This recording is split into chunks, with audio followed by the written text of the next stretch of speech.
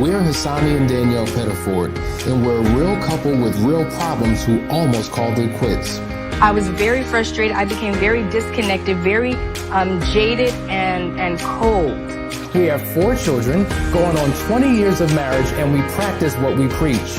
Our mission, to change the way couples relate to one another and teach them the skills needed to improve the quality of their relationships. This is the Couples Academy Show.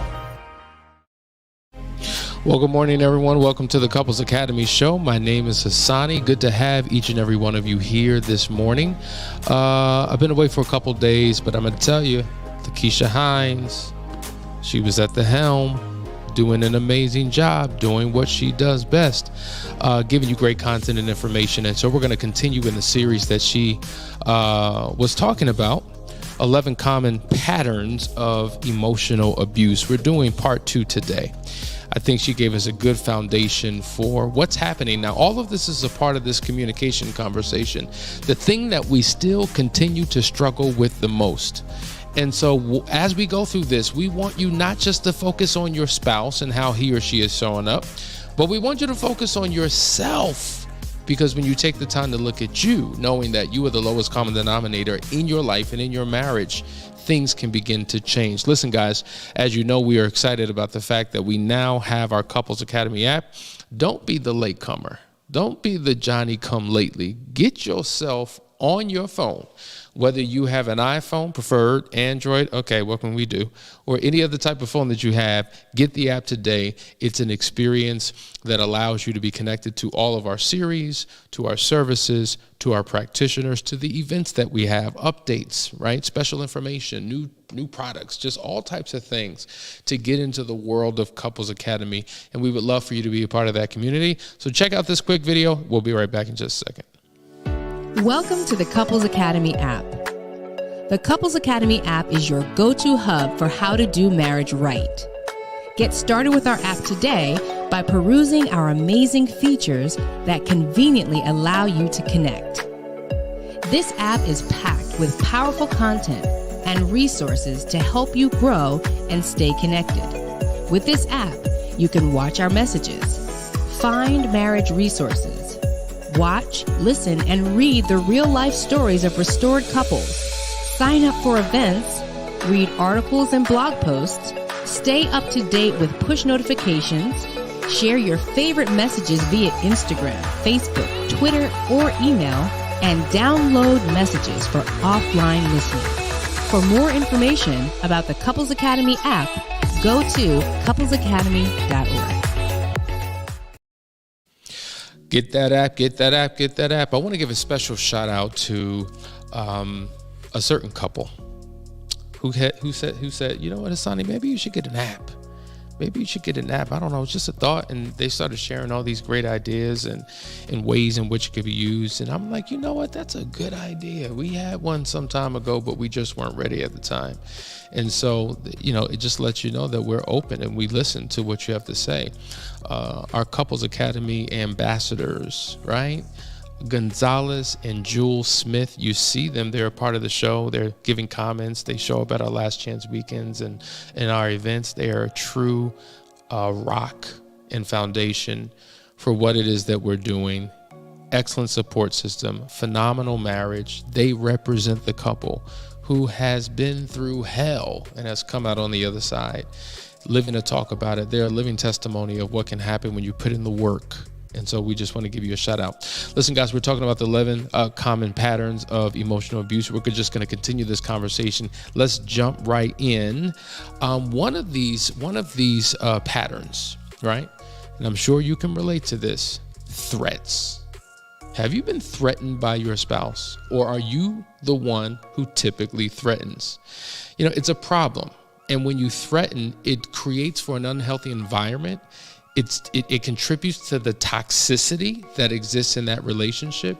And what happens is it's hard to bounce back when this is a constant behavior that you have to deal with. And threats show up in a number of different ways. You know, the most common threat is the threat to divorce. right?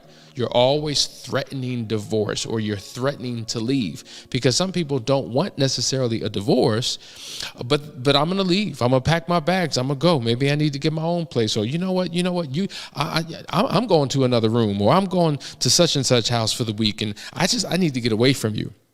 And so this whole threat to leave taps into a fear of rejection and abandonment, particularly abandonment. Like, don't abandon me, right?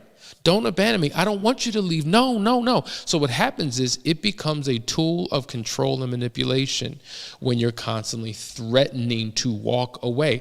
And we say this all the time. Those who have been threatening for years, they don't plan on going anywhere. They're using it for their own purposes. And so it's interesting. No matter how many times one is threatened, they always believe this must be the time when you're actually for real. So it constantly keeps them in a state of panic. And it serves you best when you do that to your spouse. But ultimately, it will lead to the demise of the relationship. Then you have the threat of punishment, right? The threat of punishing your partner or withholding things from your partner.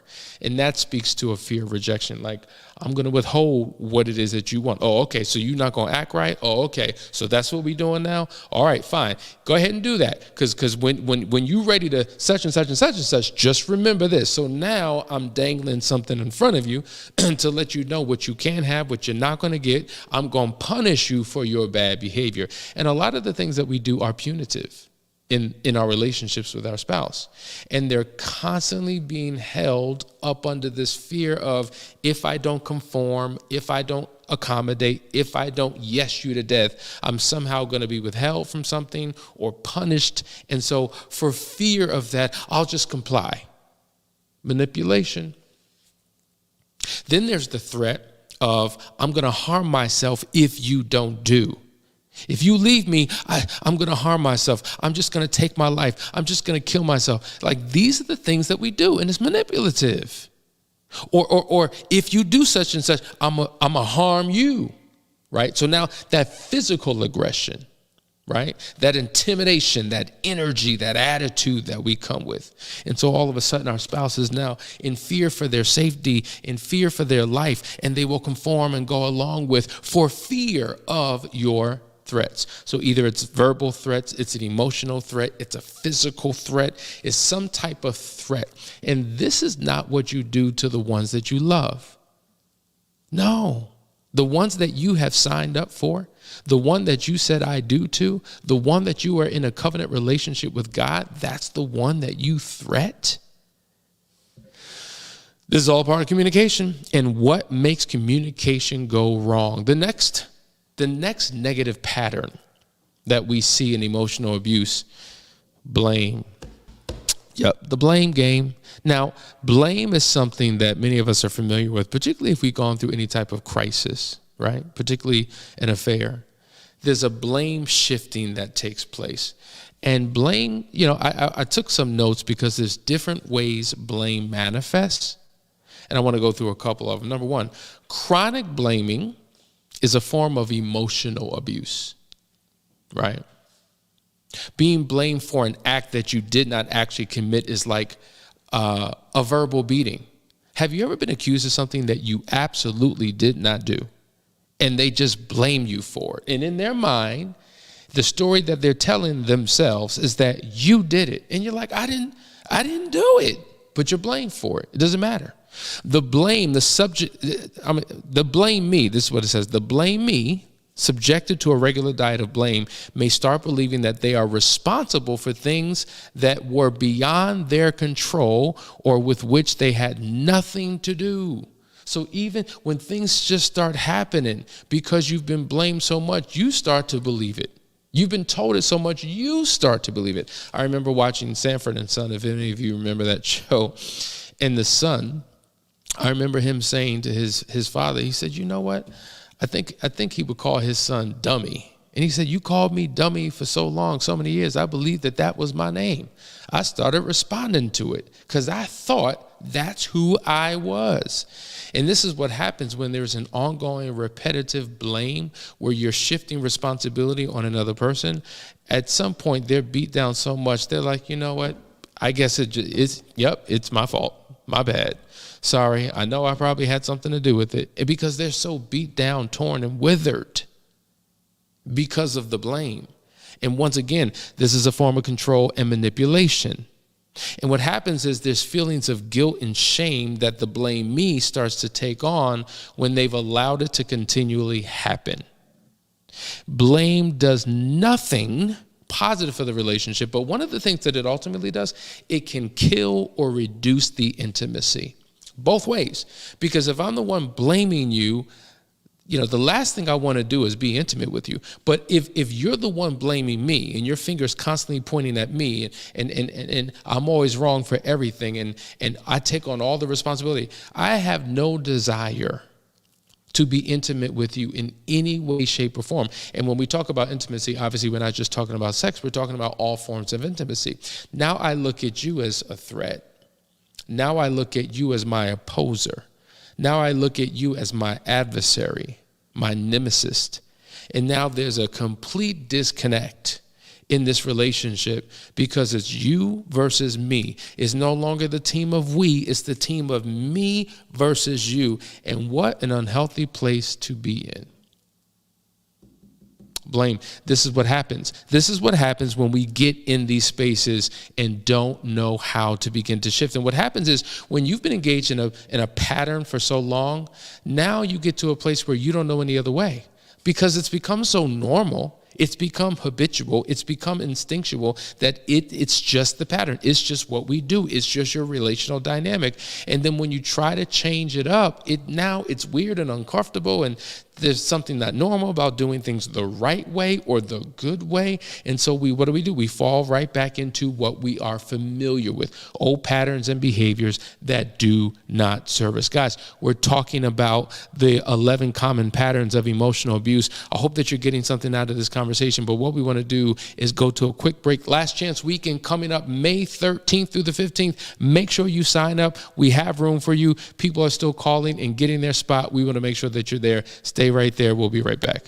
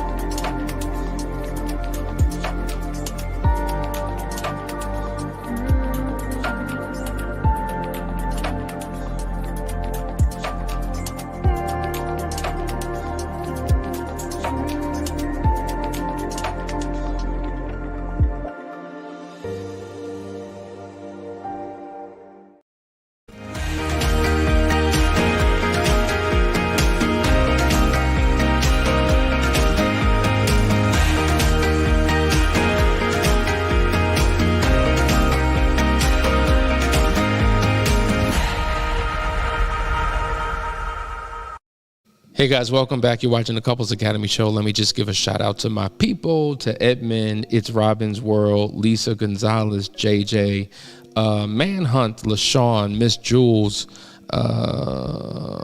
Andrea, Torre, I don't have my glasses on. Marilyn, good to see you. All my people from the Moving Forward program are here this morning. All my people from Foundry, good to see you, brothers. Sisters, some of you are in Earth. Good to see you. I'm glad that you tune in. JD Pruitt, good to see you, brother. Michael, JJ, like you're here. And this is what this is all about. This is your daily dose. I told you, this is for you. We're just inviting other people into the conversation because they're not a part of the inner core yet. So they're just they're testing, they're dating, they're seeing what this thing is all about, but eventually they'll come in because they realize, you know what, we need a deeper dive. We need something more because this information is so impactful. It's so good. We need something more. So we encourage you and we welcome you in. Now, to all of you who are commenting about Androids, please stop all the negativity. All the negativity on the feed about Android users and I love my phone and why are you so hard on it? Listen, just get yourself an iPhone, call it a day, and move on with your life. Life will be better if you have the right phone in your hand. JJ says, thank you to Couples Academy. Between your videos, masterclasses, and therapy, my husband and I are on our way to a better marriage. There is no quitting here. We are 100% vulnerable to each other. Thank you. See, thank you. I was reading that in real time. I didn't even prep that, but I appreciate you for saying that. That's what gives us the fuel. That's what puts the battery in our back to continue to do what it is that we do. When change and transformation takes place in the lives of people, we believe in creating success stories. We have been one ourselves because of the hell that we've been through, and we're constantly adding to our story. And we love the idea that we can add to other people's story and be a part of their journey as well. So I appreciate that. Listen, let's go back into the topic. We talked about threats. We talked about blame. Let's get to the next one. Accusations. Now, this is kind of similar to blame, slightly different, right? So we already talked about blame in the sense of accusing a person of doing something that they did not do, right? So you could see how blame and accusations can be cousins. But then there are accusations that you really have no proof of, you have no evidence of. And a lot of times when you're making accusations, they come from a place of distrust, right? It's a result of trust issues. My trust was broken and violated. And so it's not that easy to just trust you again. And so what happens is, because of what has happened, I now begin to accuse you of doing similar things, the same thing that you once did, because there's a fear that is going to happen again. So the foundation of an accusation is fear. The foundation of an accusation are trust issues, but it's also something called confirmation bias, which is what we've talked about, right? You have a certain bias about your spouse. The bias is you're a cheater, you're a liar, you're a this, you're a that. And so I'm looking for proof to confirm the bias that I have about you. So oftentimes when a person has been unfaithful, there's this deeply embedded belief or fear that they're going to do it again. So they're always being accused of cheating. And so here we go again. Like, babe, I'm not cheating. Listen, I did that, but that's not who I am. That's not what I'm doing. And that's not anything that I ever plan on doing again. But you constantly accuse me of it. And every conversation, every interaction, every relationship is brought into question. And I understand where it comes from, but I want to assure you that I am not doing that. But there's a story that the betrayed spouse is telling him or herself. And they're looking through a lens of suspicion. They're looking through a lens of skepticism. And everything is a potential opportunity to be unfaithful. And so this accusation that constantly comes, regardless of the facts, regardless of the truth, is what the individual struggles with. And it can be a form of emotional abuse if it is not checked. You're always accusing me of lying. I didn't lie. Now, I've done that in the past.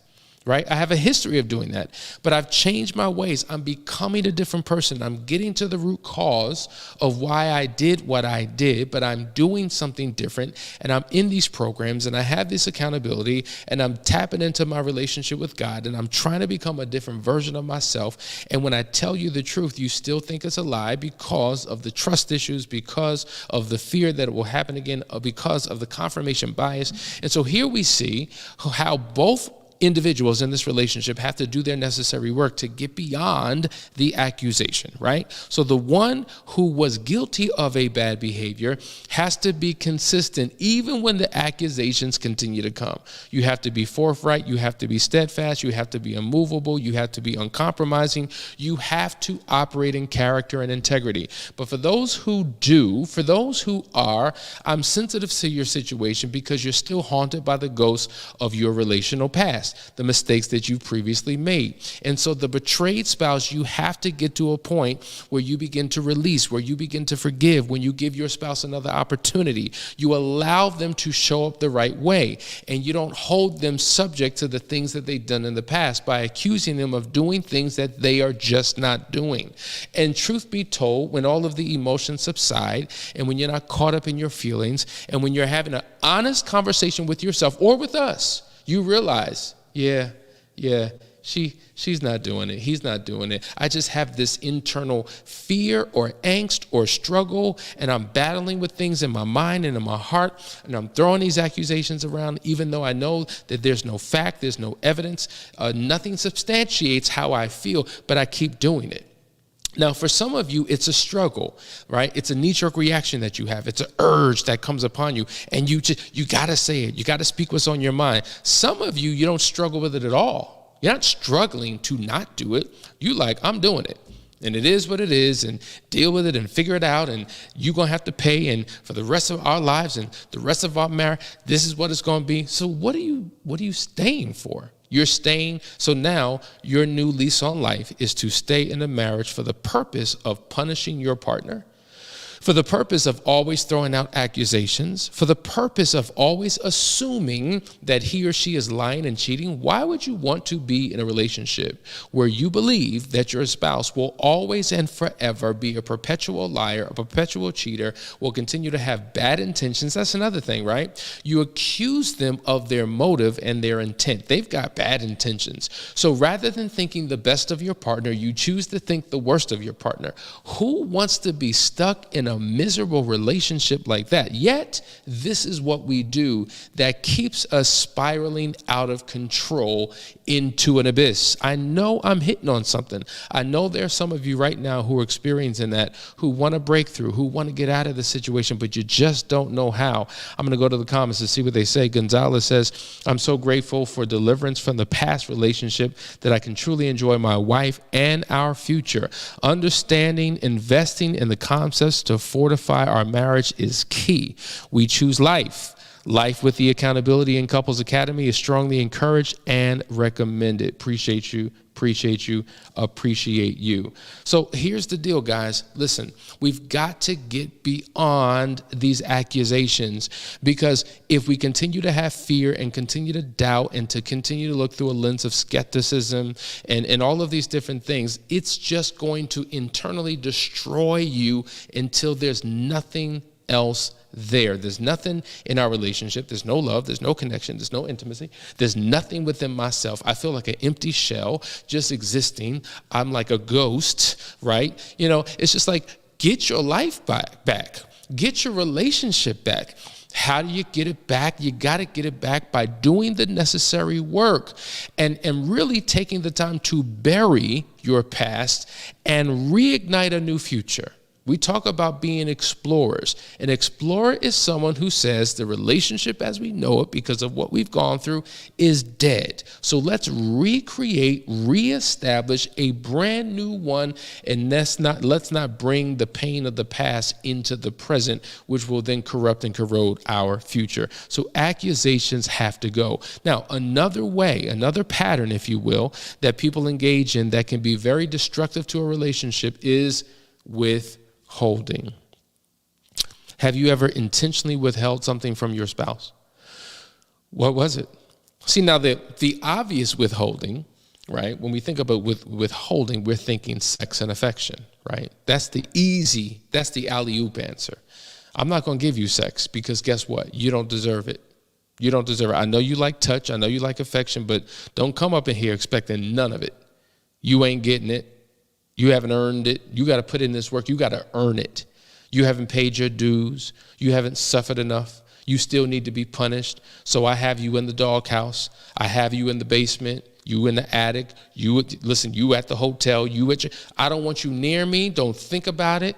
If you dreaming about touching me, you better wake up and apologize, right? That's where we are at. And so you have couples who are in what we call a sexual desert. They're in an emotional or an affectionate desert, right? We call it the valley of dry bones. There's nothing there because there's an intentional withholding. Now, it's one thing if you're still dealing with struggles, right? You're still triggered and you're just not in a healthy place and you're striving to get there. It's another thing when it's an intentional withholding because you're trying to do it for punitive reasons. Another thing that we withhold is authentic communication. Authentic communication when we intentionally shut down, we intentionally have nothing to say, we engage in a silent treatment, right? We begin to stonewall, we begin to do all the things that don't allow for any type of connection. Now, the person who may have hurt you wants to connect. They want to get closer. They want to form a bond. They want to create intimacy. They want to engage. And you have this thick, impenetrable wall that you've built that keeps him or her from getting anywhere near you.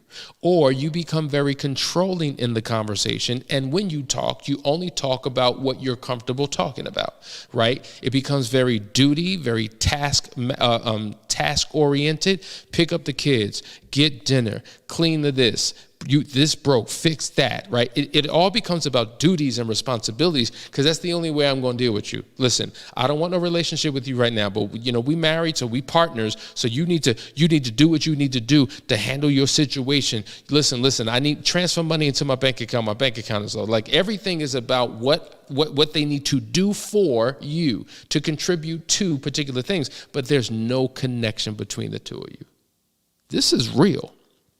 Because you're withholding that connection, that emotional, intellectual, spiritual, and physical connection, and you're resulting to what? A lifestyle of, listen, we're just going to go half on things. That's all we're doing right now. You over there, I'm over here. I have my social life, you have yours. Don't come too close. And you become like ships that pass in the middle of the night. There's no connection. There's no anything. Yeah. When you deny or rob a person of basic communication, knowing that communication is really the foundation of all relationships, and what undergirds communication? Intimacy. It's a problem. But here's another thing that we oftentimes withhold, and I've seen this, and this is so abusive and so manipulative. When you literally deny your spouse access to their family. Right? And you can't do it by force, but you do it by negative persuasion, right? Where you beat them down so bad because you have a problem with the in-law, they need to have a problem with the in-law. And if you speak to her, or if you speak to him, or if you go to your mother and your father, your sister and your brother, your cousin, you're now betraying me. So who is it? Is it either them or me? See, you see what happens? You see how abusive and manipulative that can be? So now I'm going to separate you and isolate you from your family, from your support system, so that I can have you under my thumb. I can control things. That is abusive. There's got to be healthy relationships that a person has with other people outside of their marriage because it's a part of life. And so when you've gotten to a place where you begin to divide, right, these connections and the source of support and encouragement, what you're doing is you're isolating your partner in order to tear them down. And that's when more abusive behavior begins to take place. So you're withholding natural, healthy connections that person needs. And then You withhold any acknowledgement of what's being done. Now, this is what really hurts, because here I am, I'm putting in the work, I'm praying every day, I'm reading my word, I'm coming home early, not staying late, like right after work, I'm not even connecting with my friends, I'm showing myself to be trustworthy, I'm doing everything around the house, I'm spending more time with the kids, I'm cooking, I'm cleaning, I'm accommodating you whenever I can, I'm willing to have these conversations no matter how long they last, I'm willing to respond to every text, every phone call so that you don't think that I'm, disregarding you. I'm doing all these things, but you won't acknowledge it. And then the minute that I do mess up, the minute that I do have a moment, the minute that I do feel sad and I respond in a way that doesn't accommodate you, that's what you acknowledge. So none of my good is being acknowledged, but all of my wrong, all of my bad, all of my weaknesses, all of my flaws are being acknowledged. You withhold what I need, because for me right now, I'm in a desert place, and any word that you speak of positivity and encouragement and acknowledge is like life to me. It's like water when I'm in a dry place, and I needed to know that I'm on the right path and I'm doing the right thing. But no matter what I do, no matter what type of acknowledgement I seek, you just won't give it. And so it brings me to a point like, what is the point? Why am I doing this? Why don't I just throw in the towel and call it quits and just give up? Because nothing's ever going to change, and no matter what I do, you just won't acknowledge it. And so all you do is accuse me. All you do is blame me. All you do is deny anything that I do. I might as well, like I'm not doing anything, but you act as if I do. I might as well go ahead and do it again. See what happens? See that? You see? The constant habitual behavior of showing up the wrong way and squeezing out the life of anything that could exist between you and your spouse, your constant punishment, accusations, all the things that you're doing brings this person back to a low. And when people are in a low place in space, when people are now broken and unhealthy, they do broken and unhealthy things. This is why we've got to stop these patterns. Guys, listen. That's our time. We're talking about the 11 common patterns of emotional abuse. I hope that you got something out of this. We're going to continue this conversation tomorrow and wrap up all of the other points that are so critically important for us to unpack. Because, listen, sit down with your spouse and don't weaponize these conversations, but be open and be honest and be willing to learn about how you're showing up. Sit down with your spouse, have these conversations, and figure out how you can begin to course correct to have the relationship that you ultimately want. You're watching the Couples Academy show. Love you guys. See you in the AM. Take care.